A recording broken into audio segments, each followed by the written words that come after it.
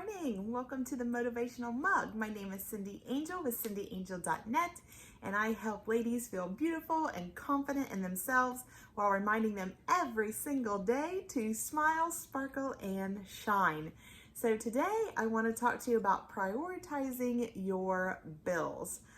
We have so many unknowns. 2020 has been crazy, to say the least, and 2021, we have no idea. I have no idea if we're going to continue the way it's been since March, or if by next March, everything will be all great.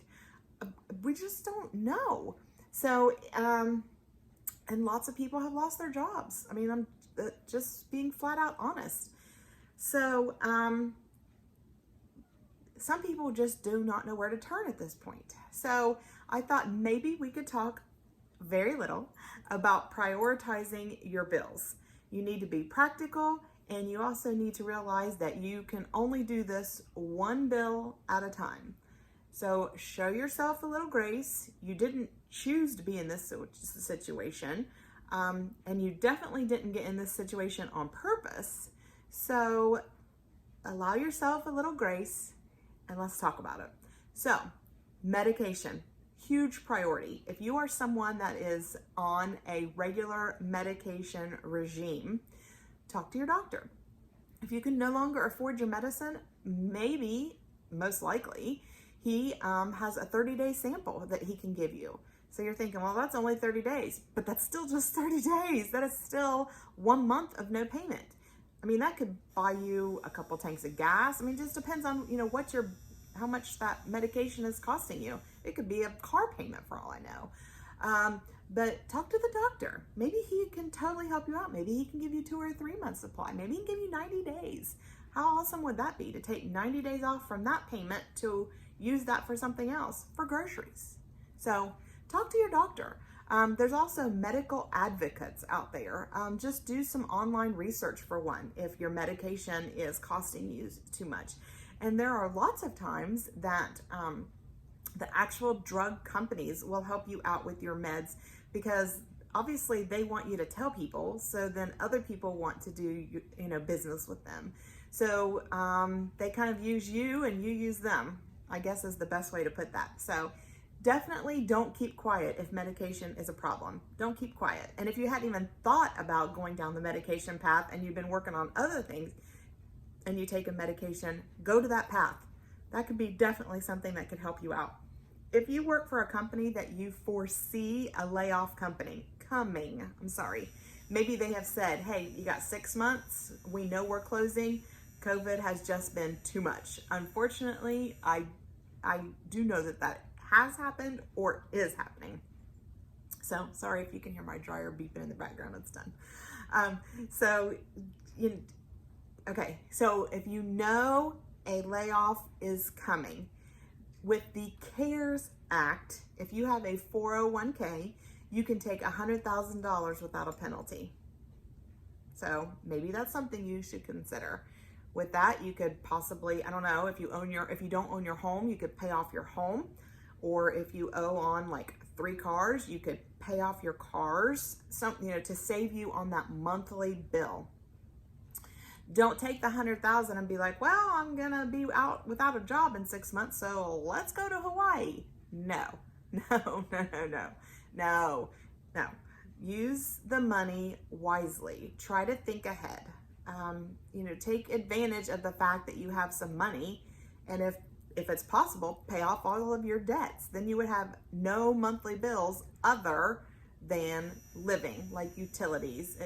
You can pay some of those ahead. Some of them you can't. I tried to pay ahead on my cell phone bill and it wouldn't allow me. Okay, whatever. I mean, just 1 month. I wasn't asking to pay a year. It was weird. But anyway, so if possible, with a layoff that you see coming, try to pay things ahead. Maybe you could consider taking on a roommate or renting out a room. My son, who is still in high school, wants to go to a trade school when he is finished. Well, he already knows what trade school he wants to go to. Well, they don't have dorms because you're only there 9 months as an average, just a ballpark. So no one lives there a whole year normally. I'm not saying that never happens, because he wants to go on and get a few extra endorsements. So he'll be there just a little longer. But I mean, most people don't sign year leases because they're not there a year. So, okay, so what happens there in that little town, and it's a little town, they rent out rooms to these kids, like older ladies, like grandmas. They rent out bedrooms, and like they do laundry and they cook. Oh, like it's like choirs in heaven opened up in exchange for some company from their grandsons. Because I'm not saying everyone where my son wants to go is male, but it's predominantly a male job, for lack of a better term.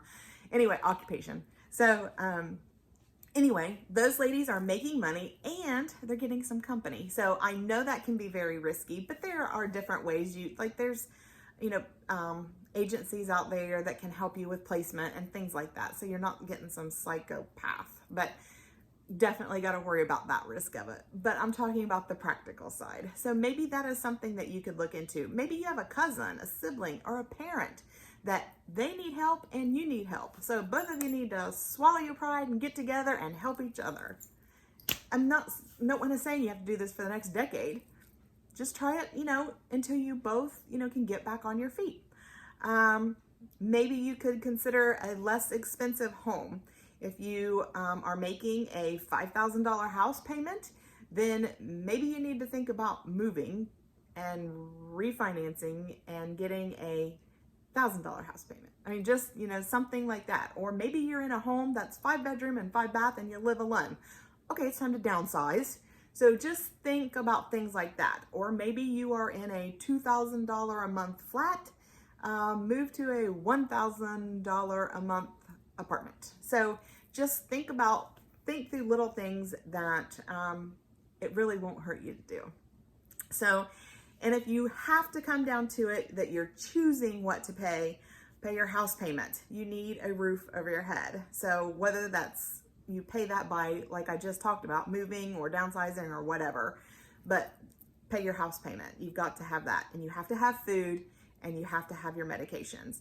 I'm sure wherever it is that you live, food is available for help somewhere. Church, food bank, that type of thing.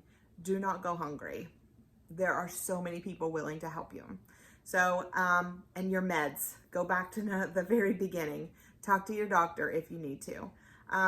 Utilities, think about what can go. Do you need the $160 DirecTV? No, we cut all that out over a year ago. We just have old-fashioned antenna. That's what we have. We're never home. So it was a waste, a total waste. The antenna, I paid $30 for it up front, over, done, pay no more.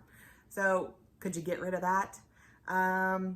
What about your car? If you're making a car payment, could you sell that to pay it off and then buy something outright that you would own free and clear? No car payment. And talk to your insurance. Maybe you're now working from home because you're no longer commuting. So maybe you could save that way. So little things like that, just thinking about talking to people. It's time consuming, but it may be worth the money. I mean, it could save you $25 a month. I mean, I don't know what, how much you pay, but it could save you money. So it's the little things. So if you find yourself currently in a situation or facing a situation, do a little internet search on how you can save money in these times. Things are not what they used to be.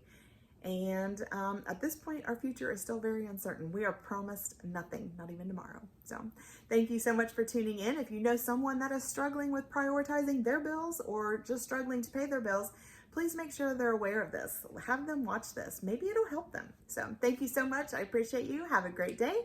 And do not forget to smile, sparkle, and shine.